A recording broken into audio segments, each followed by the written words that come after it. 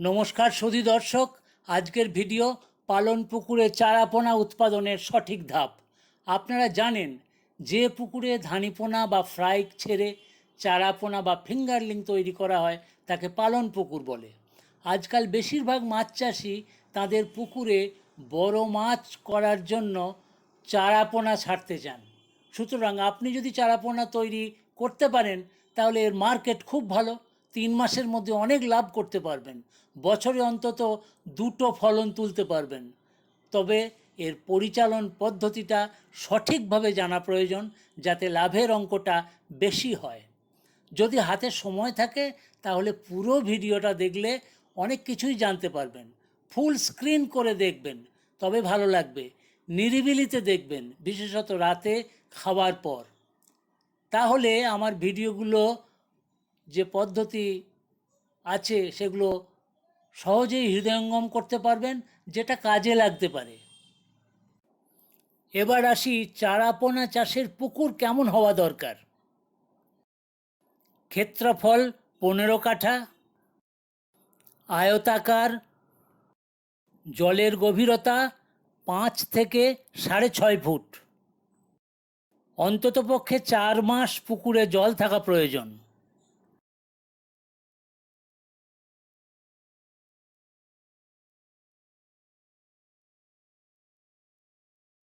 ধানিপোনা কত ছাড়বেন?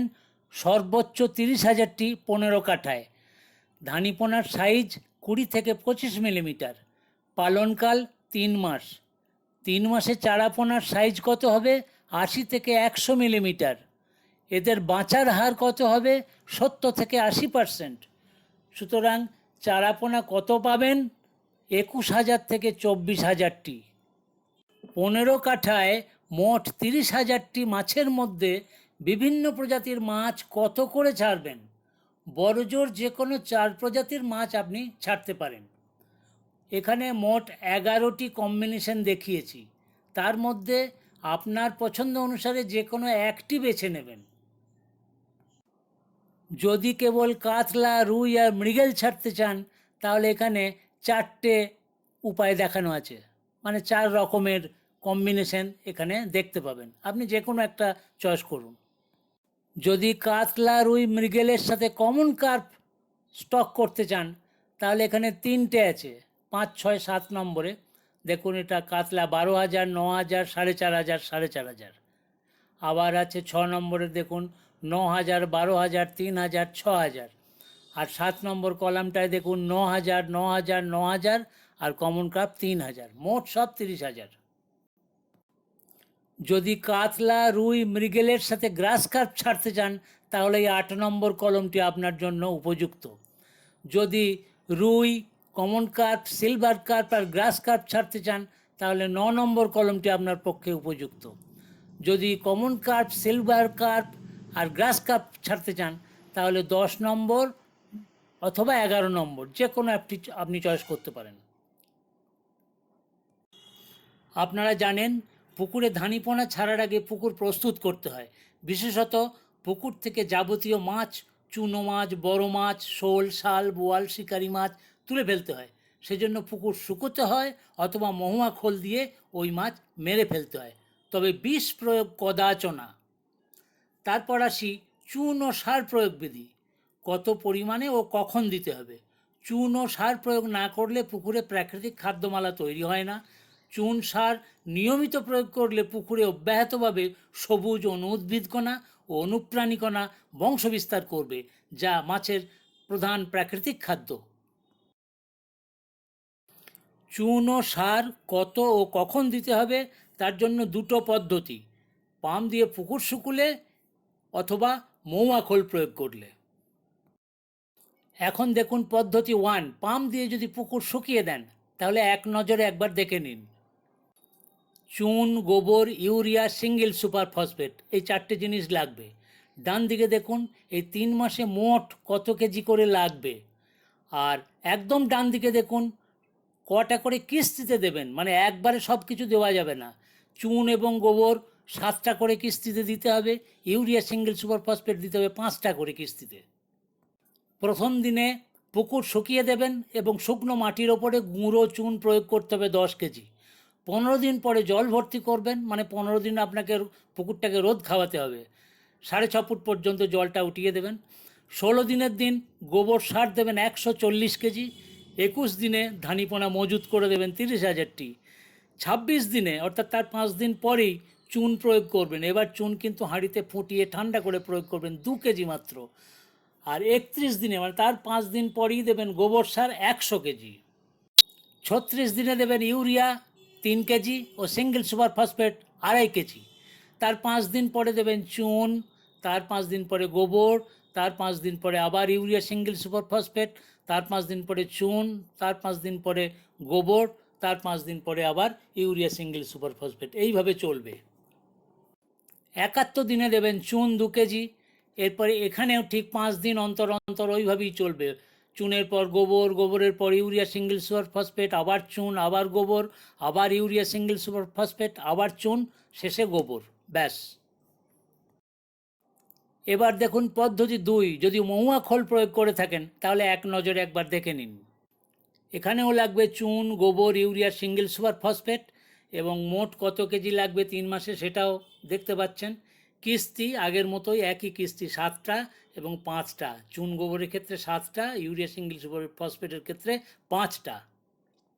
এক্ষেত্রে প্রথম দিনে মহুয়া খোল প্রয়োগ করবেন 250 কেজি যদি 15 কাঠা পুকুর হয় ও 3 ফুট গভীরতা থাকে।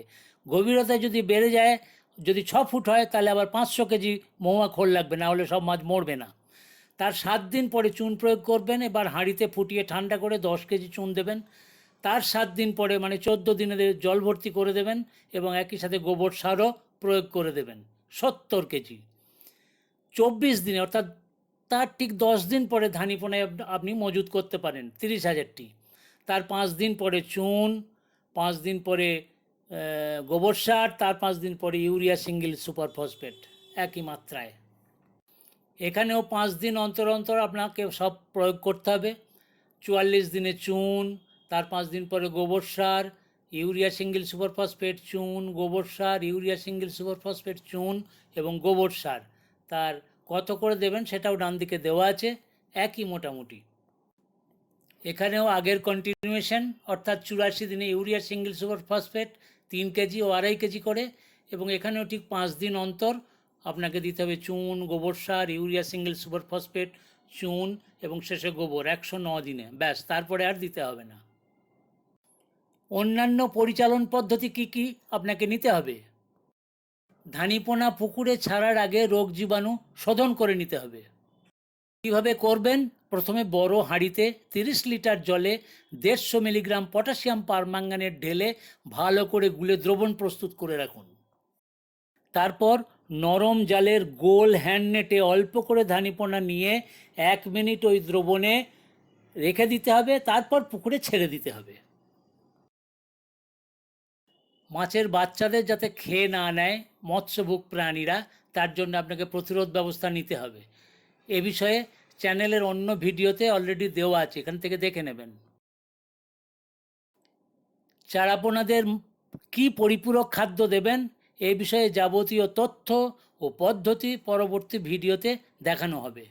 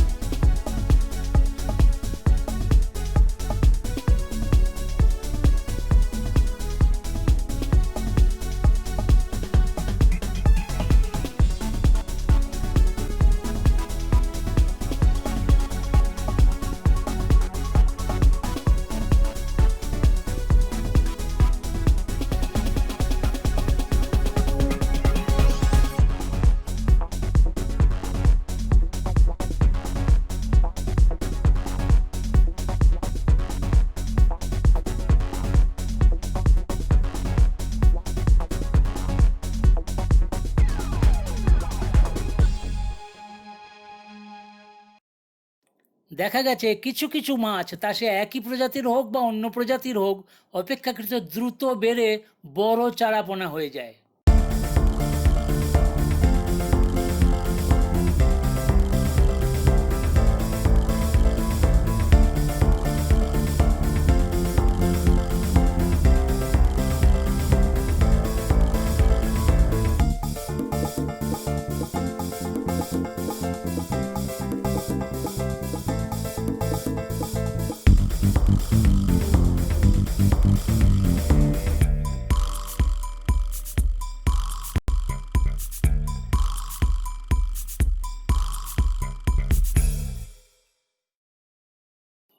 এই ভিডিও ভালো লাগলে চ্যানেল সাবস্ক্রাইব করতে ভুলবেন না।